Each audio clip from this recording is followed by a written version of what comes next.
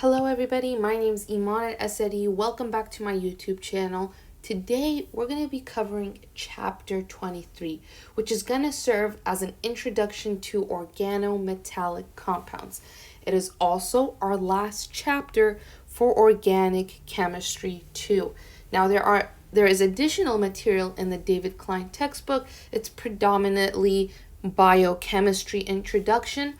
So this is our final chapter of our organic chemistry lectures. It is a sad ending to a beautiful journey, but hopefully I'll be creating more content to help you go through your STEM classes is the hope. So if you have any ideas for what else you want to see, let me know. Now, you might be asking, well, this is going to be an introduction to organometallic compounds. What even are organometallic compounds to begin with? Well, they are compounds that are going to contain a bond between a carbon atom and a metal. So they're typically demonstrated to be carbon metal like this. These are our organometallic compounds. Now, we've already encountered many such compounds in previous chapters, including the following we see here. All right, we see here an organolithium compound. All right, we have seen this before as a reagent in several of our reactions. We have a carbon that's bonded to a lithium atom, hence organolithium compound. We've also dealt with organomagnesium compounds in Grignard reactions before. And here there's a carbon bonded to a magnesium that is also bonded to a halogen. These are called organomagnesium compounds. Lastly, we've also encountered organocopper compounds before too, where we have this copper that's between two carbons with a lithium. All right, now organometallics have a lot of interesting properties that we want to explore and will explore. One being their electron density distribution. For example, let's go back to alkyl halides for a second. All right, something like this. When we talked about electronegativity and charges associated with the carbon and the halogen attached, we made a note that halogens, for example, like a chlorine, is more electronegative than the carbon it's attached to. Now, since the chlorine is more electronegative than the carbon, it is going to pull electron density from the bond more strongly towards itself via induction. And so in alkyl halides, the halogen carries a partial negative charge and the carbon a partial positive because of that induction effect. Now, let's compare this same idea in an organometallic compound like an organolithium compound that we see here.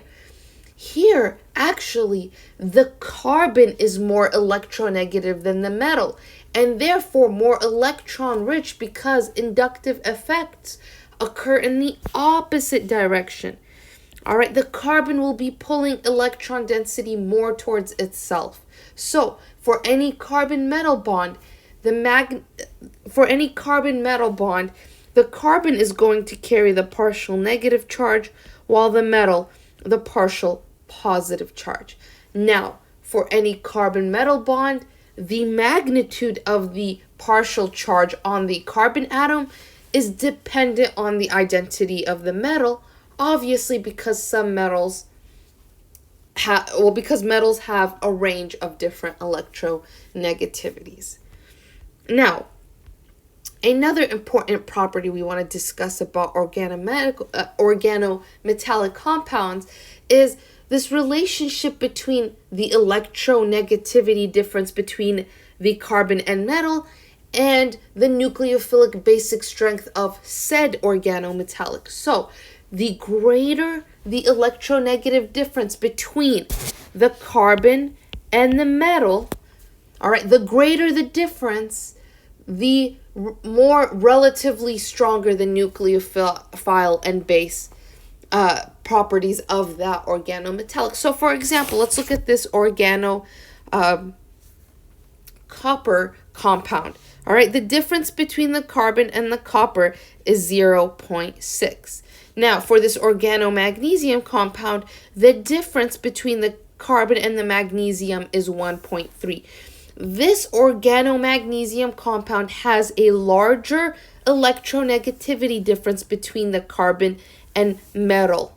As such, when comparing these two, the stronger nucleophile, the stronger base is the organomagnesium compound. Now, note they're both very strong nucleophiles and bases. Organometallics usually are, but if we're relatively comparing the two, the one with the larger electronegativity difference is usually the stronger nucleophile and base.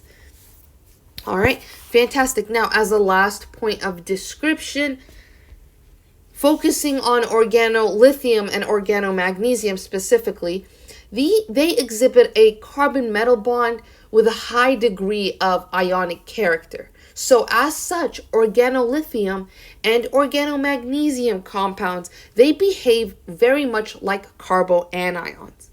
Okay, carboanions are unique in the sense that they make strong bases and strong nucleophiles. We have discussed this previously, especially in OChem 1. Now, mind you, even though we said organomagnesium compounds are stronger nucleophile and bases than organolithium, we're speaking relatively, as all organometallic compounds are pretty strong nucleophiles and bases. So when we compare them, it's just relatively between each other. Okay, so organolithium, organomagnesium compounds very much have ionic character and they behave like carboanions. They are strong bases and strong nucleophiles. So that's a little bit of that's our little bit of organometallic introduction, if you will.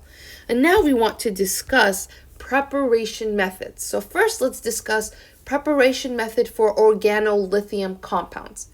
Okay, organolithium reagents can be prepared by treating an organic halide with 2 equivalents of lithium. All right, so if we treat an organohalide with 2 equivalents of lithium, we can get our organolithium compounds. All right, now notice how the R groups of the organohalide can be alkyl, aryl, or vinyl. Any of these will work as organohalide precursors for the preparation of organolithium. Now, this reaction requires anhydrous solvents to perform. All right, so that is, care must be taken to remove even trace amounts of water, because the presence of even trace amounts of water is going to consume the reagent as it forms, and then you're not going to get a viable yield of organolithium compounds. All right, now for preparation methods of organomagnesium compounds, they can be prepared by treating an organic halide again with magnesium in ether solvent, such as diethyl ether. Okay, this is going to result in the insertion of a magnesium in between the carbon and the halogen bond. All right, so we're inserting the magnesium in between right here. Again, notice how the R group of the organo halide can be either alkyl, aryl, or vinyl. Any one of these would work. And once again, this reaction requires anhydrous solvent, just like our organolithium reaction.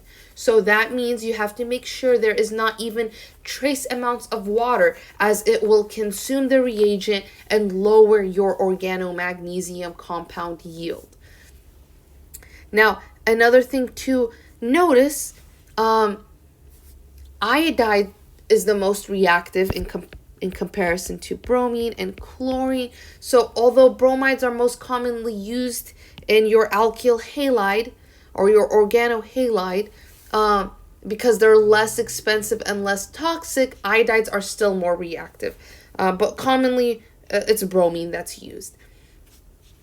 Now, once again, quick note. Organolithium compounds and organomagnesium compounds are indeed strong nucleophiles and bases.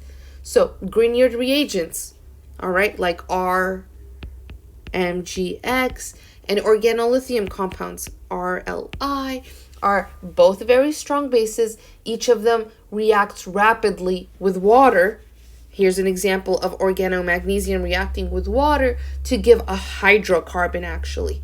Okay, notice the enormous difference in pKa between water, which is around 16, and the hydrocarbon, which is alkanes are usually around 50. So that means that not only is it forming these hydrocarbons, but this process is pretty much irreversible. Okay, now this is with either organomagnesium or organolithium compounds. If you're treating it with water, it will irreversibly form hydrocarbons. Okay, and it isn't just with water. These organomagnesium, organolithium compounds will react with any functional group that exhibits a weakly acidic hydrogen. So none of these functional groups can be present in the starting material, or else they will react to just form hydrocarbons and nothing else that you might be desiring as a product. Okay, now organolithium reagents, they behave very much like Grignard reagents. We've seen Grignard reagents before. Now you know organolithium reagents will behave very similar. They'll undergo very similar reactions. So they will react with ketones and aldehydes just like Grignard reagents do. They'll react with epoxides, carbon dioxide, esters, and nitriles in very much the same way. All right, so keep a note of that. Now let's do a few practice problems just to put all of this background information about organometallic compounds into play. So here what we're going to do is we're going to draw the structures of the compound in this following reaction scheme. We're starting off with this material. We're treating it to 2 equivalents of lithium. So this is going to result in the formation of a organolithium compound. So what A looks like is exactly like this compound minus the iodide because it is replaced with lithium. All right, so this is what A should look like when you treat the starting material with 2 equivalents of lithium. Now we can take this lithium compound A, all right, and we could treat it with water. What actually happens is, as you've seen, it's going to form a hydrocarbon, right? We just discussed that if you have an organolithium or an organomagnesium in the presence of water or any weak acidic hydrogen, it's going to form a hydrocarbon. What that means is we no longer have this lithium. Instead, it will be replaced with a hydrogen. And so compound B will look just like this, where there's a hydrogen here. All right, and as a byproduct, lithium hydroxide. Fantastic. Now, let's see how we can form C now so that we can also work this part of the reaction here. All right, so if we're starting off with this material here, all right, we're trying to figure out C. If we're starting with this starting material, we're treating it with magnesium and an ether solvent. All right, this is the formation of our organomagnesium compound. So what's going to happen is our magnesium is going to insert itself between the iodine and this group. And we're going to get a product for C that looks like this. Magnesium, and the iodide is right here. Fantastic. Now, if we take C, all right, and we want to convert it to B, so we want to go from here to here, what do we need to treat it with? All right, and this is what we're trying to figure out for D. What is the reagents we need to go from C to B? All right, well, to go from C to B, all right, what we need is to treat it with water. And what it will do is it will take this group and remove it, right? Because when you treat an organomagnesium compound with something like water, you'll form a hydrocarbon. carbon like we developed for B. So the reagent we need for that is just water. All right, now we have C. All right, we have C here, C, and we want to treat it with D2O now. All right, we want to treat it with D2O. Now, D2O is just like H2O, except now we're using a heavy hydrogen. That's what D stands for, deuterium. Deuterium is a heavy hydrogen. All right, so we're going to get the same product where we form a hydrocarbon per se. All right, hold up, let me draw this properly. All right, but now instead of hydrogen here, we have deuterium, a heavy hydrogen. All right, and that's how we figure out this reaction scheme.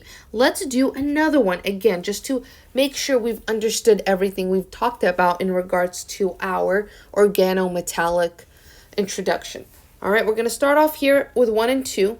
This is our starting nitrile, and we're treating it with Grignard reagents. Now, if you remember, treating a nitrile with Grignard reagents followed by acid is going to give you a ketone. So A is going to be just a ketone that looks something like this. All right, now you can take this ketone and you can treat it with these, let's do B first, this set of reagents to get B. All right, so treating it with this set of reagents, what is going to happen to the ketone? Well, when you treat a ketone with Grignard reagents, all right, you're going to be adding whatever that R group is to the position of the ketone where it once was, and then you're going to reduce it as well. Okay, so your ketone first and foremost is going to be converted to an alcohol. All right, that's a consequence of Grignard reagents. So let's do this step by step, right? All right, you're going to form an alcohol here. And then the second thing that's going to happen is right here, you're going to add whatever R group is part of your Grignard reagent. So for B, that's going to be a phenyl group. So we're going to be adding here a phenyl group. And this is our product B. All right, now if we go back to A, which is our ketone, okay? And now we want to treat it with this set of reagents to form C. Again, it's a Grignard reagent reaction. Okay, so you're going to reduce your ketone. It's going to form an alcohol. And then your second group there is going to be whatever R group is part of your Grignard reagent. Here it's ethyl. So this is our C product. Now, if we go back to B, all right, we're going back to B here. If we take B, we want to treat it with something that is going to give us, oh, I'm sorry. Let me rephrase this. All right, we're trying to figure out D here, which is a reagent. We want to know what reagent we need to treat this ester with to get B, which is this compound right here. So what can we treat that ester with to get B? So that is what we're trying to figure out here. Now, B looks like a benzene ring with an alcohol and a phenyl. Well, we can treat it with 2 equivalents of our Grignard reagent, and that will accomplish the same thing. So we can treat it with phenyl, magnesium bromide, and water, of course, to get from this ether, this ester, to our Grignard reagent here. So 2 equivalents of this. Now, the same thing goes here if we look and try to figure out what our E reagent is. All right, if we're starting off with this benzene with a ketone, correct? And we want to get product C, which is this product. And let me use a different color. All right, what kind of reagents would we use? Again, we can take advantage of our Grignard reagent here, methyl magnesium bromide and water, and treat this molecule to get C. All right, so now we've practiced a lot of reaction schemes that helps us put to use all our organometallic compound introduction that we were just introduced to. Now we want to talk about a few more things in regards to organometallics, and now we want to discuss lithium dialkyl cuprates, also known as Gilman reagents. So we have seen this used before in previous chapters, but we never went into detail about it, and this is the time to go into detail. So we're going to discuss, one, how this reagent is prepared, and then we're going to talk about the reactions between organohalides and Gilman reagents.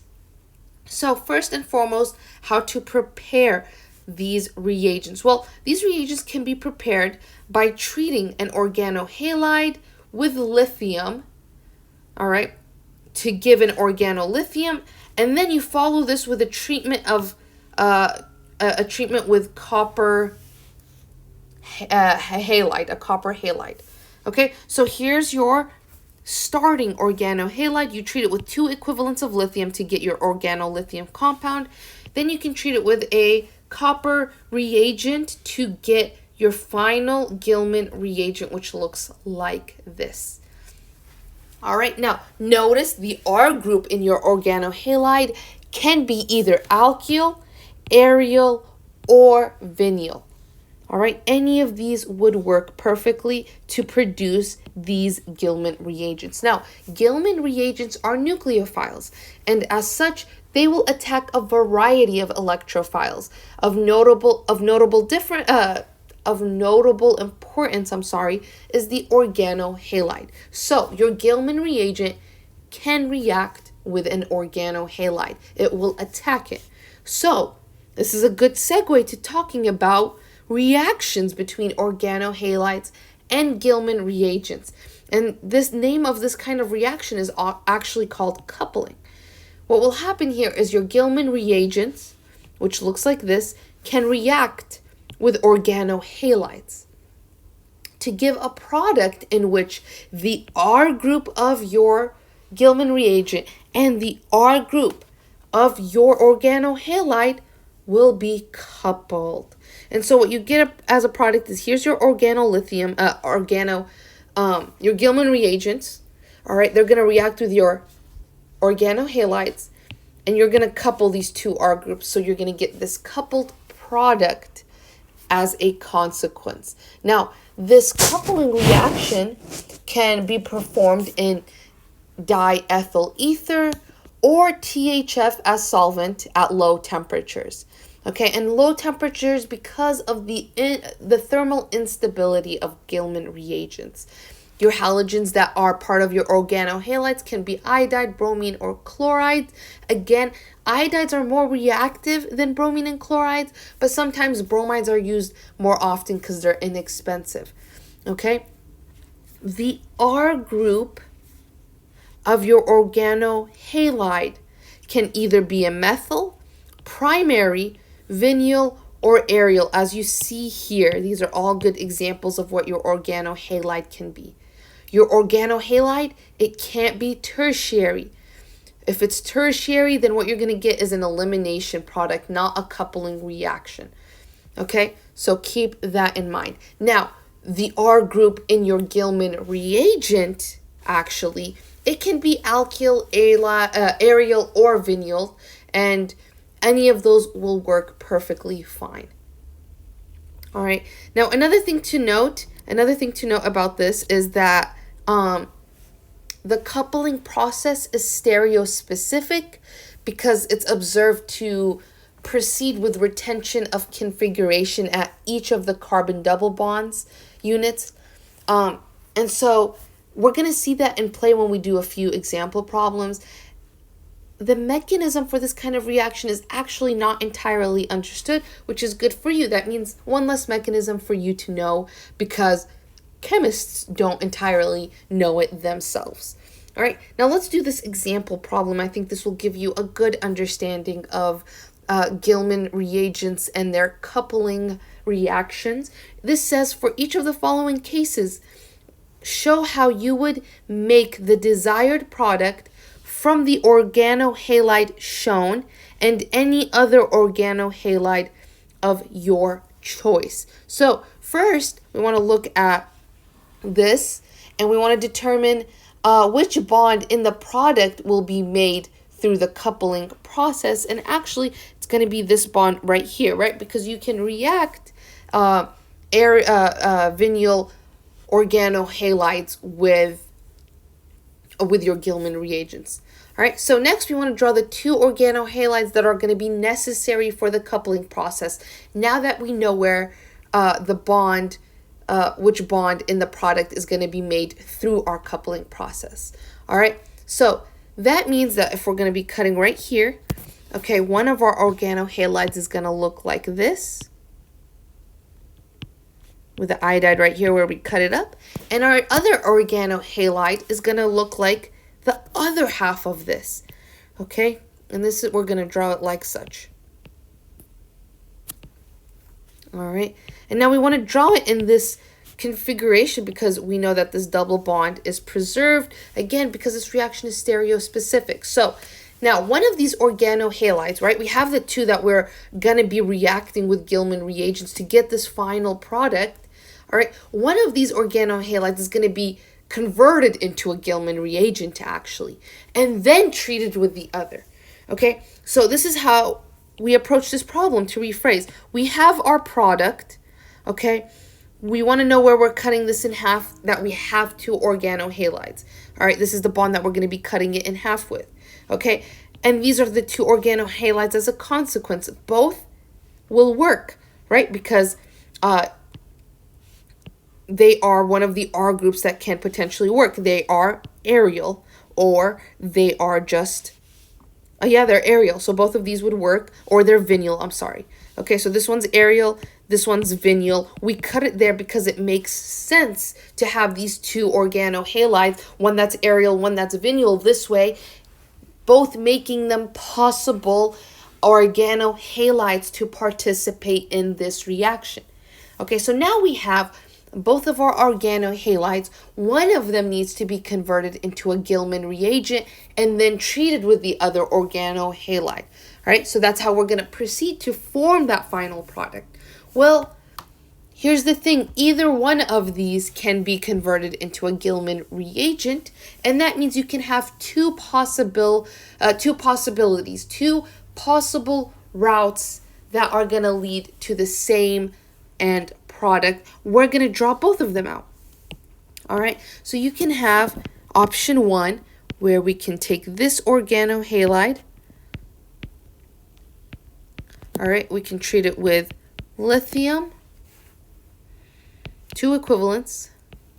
All right, and then as well as copper iodide. And then finally, three, the other organohalide. All right, so this will convert this molecule, this organohalide, to a Gilman reagent that will then react with this molecule. All right, this organohalide to give us our final product. All right, I'm not going to draw the final product. It is this right here. That's our final product. Our second possibility is actually using this first molecule. Oh, let me draw this better.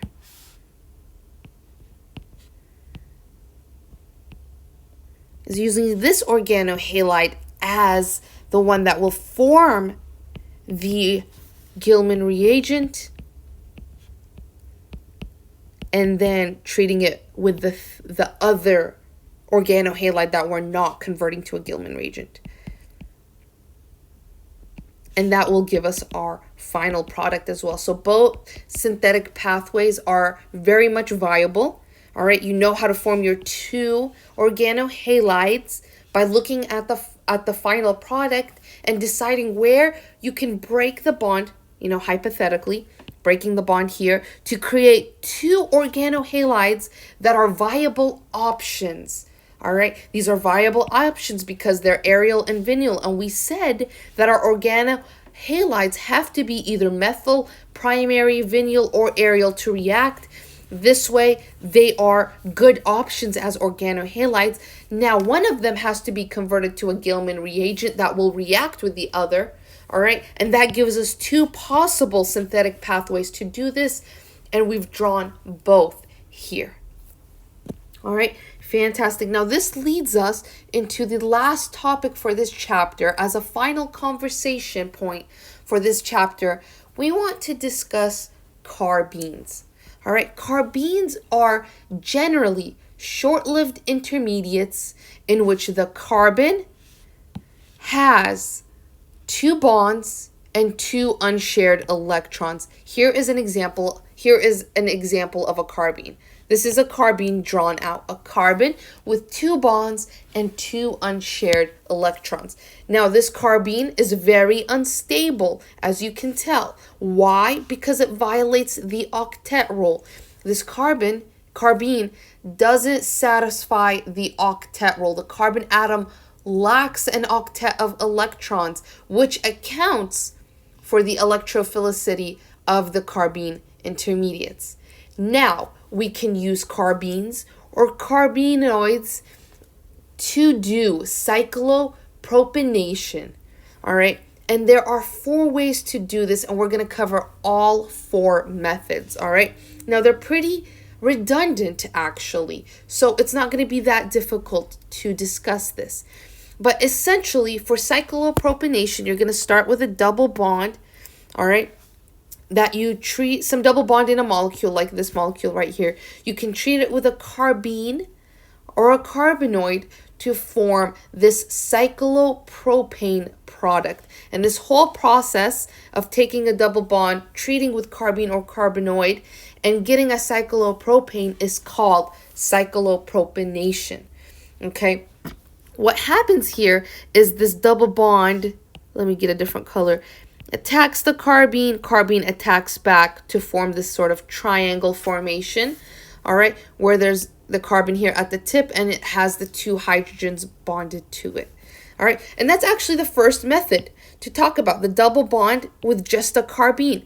Okay, the double bond attacks the carbene, carbene attacks back, and you form this sort of triangle formation here.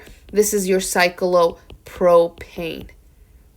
All right, now this works also with CBr2. This molecule also lacks an octet rule. What happens if you treat this with CBr2 instead is this is no longer a carbon. Obviously, it's a bromine.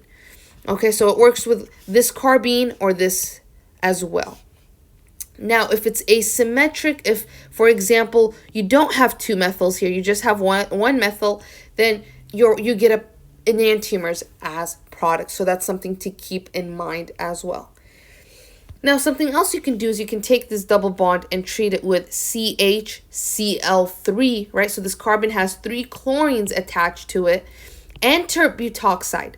What happens here is your tert butoxide will steal the hydrogen, all right? And what you form now is this carbon, your tert butoxide steals the hydrogen, all right? The hydrogen leaves its electrons on the carbon, and your carbon will throw out a chlorine as a leaving group.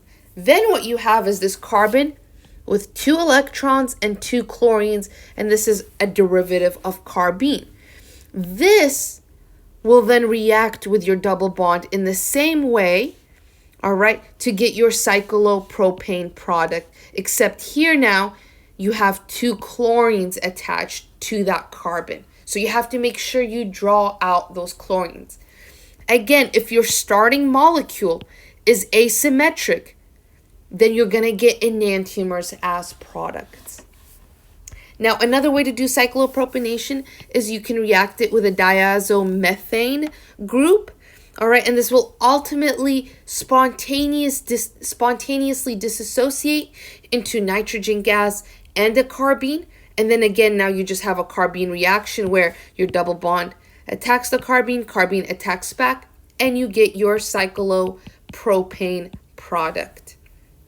All right, now this last reaction, this last method is called a Simmons-Smith reaction. All right, you have diiodomethane and zinc copper reagents that will react to form this. This is called iodo-zinc methyl iodine.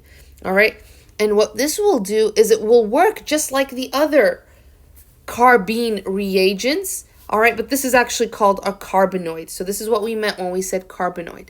Okay, it's going to react in the same similar way, and ultimately you're going to, at the end, get your cyclopropane product. All right, we're not going to worry too much about the mechanism. Just be able to recognize your reagent, and it will react with a double bond in the same way your carbenes have. Your carbanoids will react in a similar way as your carbenes to give your cyclopropane reagent.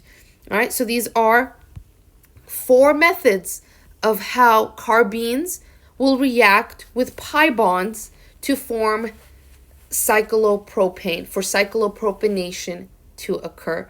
All right, and that's the last topic we want to cover here in chapter 23. I hope this was helpful.